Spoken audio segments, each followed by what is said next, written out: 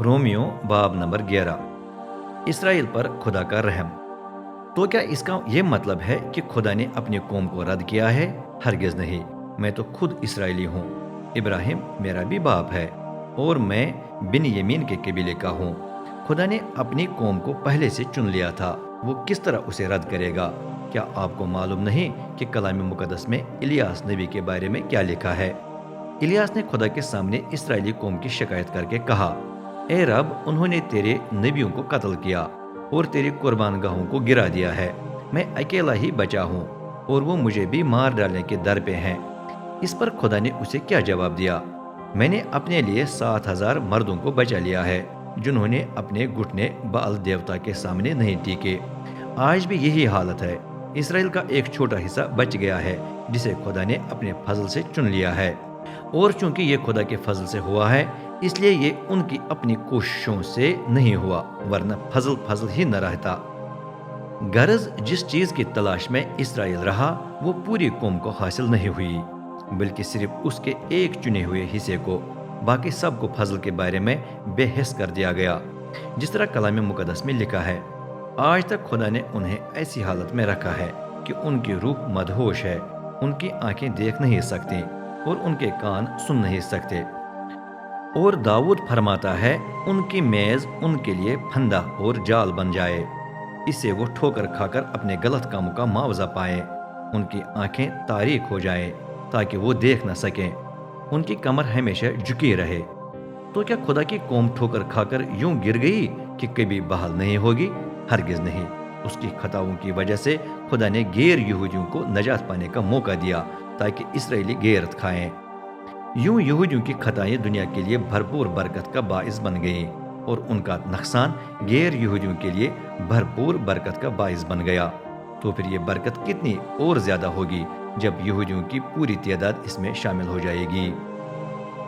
गैर यहूदियों की नजात। आपको जो गैर यहूदी हैं मैं ये बताता हूँ, खुदा ने मुझे गैर यहूदियों के लिए रसूल बनाया है, इसलिए मैं अपनी इस खिदमत पर जोर देता हूँ, क्योंकि मैं चाहता हूँ कि मेरी कौम के लोग ये देखकर गैरत खाएं और उनमें से कुछ बच जाएं। जब उन्हें रद्द किया गया तो बाकी दुनिया की खुदा के साथ सलाह होगी। तो फिर क्या होगा जब उन्हें दोबारा कबूल किया जाएगा? ये मुर्दों में से जी उठने के बराबर होगा। जब आप फसल के पहले आटे से रोटी बनाकर खुदा के लिए मखसूस व मुकद्दस करते हैं तो बाकी सारा आटा भी मखसूस व मुकद्दस है। और जब दरख्त के जड़ें मुकद्दस हैं तो उसकी शाखें भी मुकद्दस हैं। जैतून के दरख्त की कुछ शाखें तोड़ दी गई हैं और उनकी जगह जंगली जैतून के दरख्त की एक शाख पायमद की गई है। आप गैर यहूदी इस जंगली शाख से मुताबिकत रखते हैं। जिस तरह ये दूसरे दरख्त की जड़ से रस और तकवीत पाती है, उसी तरह आप भी यहूदी कौम की रूहानी जड़ से तकवीत पाते हैं। चनाचे आपका दूसरी शाखों के सामने शेखी मारने का हक नहीं, और अगर आप शेखी मारें तो यह ख्याल करें कि आप जड़ को कायम नहीं रखते, बल्कि जड़ आपको। शायद आप इस पर एतराज करें, हाँ लेकिन दूसरी शाखें तोड़ी गईं ताकि मैं पायमद किया जाऊं। बेशक, लेकिन याद रखें दूसरी शाखें इसलिए तोड़ी गईं कि वो ईमान नहीं रखती थीं, और आप इसलिए उनकी जगह लगे हैं कि आप ईमान रखते हैं। चनाचे अपने आप पर फख्र न करें बल्कि खौफ रखें। खुदा ने असली शाखें बचने न दें। अगर आप इस तरह की हरकतें करें तो क्या वो आपको छोड़ देगा? यहाँ हमें खुदा की मेहरबानी और सख्ती नजर आती है। जो गिर गए हैं उनके सिलसिले में उसकी सख्ती, लेकिन आपके सिलसिले में उसकी मेहरबानी, और ये मेहरबानी रहेगी जब तक आप उसकी मेहरबानी से लिपटे रहेंगे, वरना आपको भी दरख्त से काट डाला जाएगा। और अगर यहूदी अपने कुफर से बाज आए तो उनकी पायबंदकारी दोबारा दरख्त के साथ की जाएगी, क्योंकि खुदा ऐसा करने पर कादिर है। आखिर आप खुद कुदरती तौर पर जैतून के जंगली दरख्त की शाख थे जिसे खुदा ने तोड़कर कुदरती कवानीद के खिलाफ जैतून के असल दरख्त पर लगाया। तो फिर वो कितनी ज्यादा आसानी से यहूदियों की तोड़ी गई शाखें दोबारा उनके अपने दरख्त में लगा देगा। खुदा का रहम सब पर।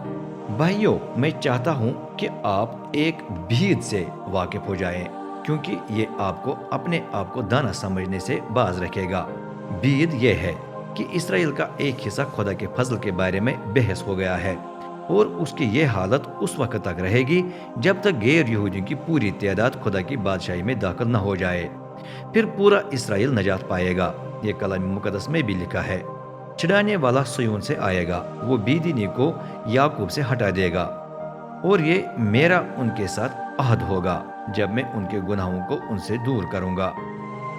چونکہ یہودی خدا کی خوشخبری قبول نہیں کرتے، اس لیے وہ خدا کے دشمن ہے، اور یہ بات آپ کے لیے فائدے کا باعث بن گئی ہے۔ تو بھی وہ خدا کو پیارے ہیں، اس لیے کہ اس نے ان کے باپ دادا ابراہیم، اسحاق اور یعقوب کو چن لیا تھا۔ کیونکہ جب بھی خدا کسی کو اپنی نعمتوں سے نواز کر بلاتا ہے تو اس کی یہ نعمتیں اور بلاوے کبھی نہیں مٹنے کی۔ ماضی میں غیر یہودی خدا کے تابع نہیں تھے، لیکن اب خدا نے آپ پر یہودیوں کی نافرمانی کی وجہ سے رحم کیا ہے۔ اب اس کے الٹ ہے کہ یہودی خود آپ پر کیے گئے رحم کی وجہ سے خدا کے تابع نہیں ہے، اور لازم ہے کہ خدا ان پر بھی رحم کرے، کیونکہ اس نے سب کو نافرمانی کے قیدی بنا دیا ہے تاکہ سب پر رحم کرے۔ خدا کی تمجید۔ واہ خدا کی دولت، حکمت اور علم کیا ہی گہرا ہے! کون اس کے فیصلوں کی تہ تک پہنچ سکتا ہے؟ کون اس کی راہوں کا کھوج لگا سکتا ہے؟ کلام مقدس یوں فرماتا ہے، کس نے رب کی سوچ کو جانا، یا کون اتنا علم رکھتا ہے کہ وہ اسے مشورہ دے؟ کیا کسی نے کبھی اسے کچھ دیا کہ اسے اس کا معاوضہ دینا پڑے؟ کیونکہ سب کچھ اسی نے پیدا کیا ہے، سب کچھ اسی کے ذریعے اور اسی کے جلال کے لیے قائم ہے، اسی کی تمجید اب تک ہوتی رہے، آمین۔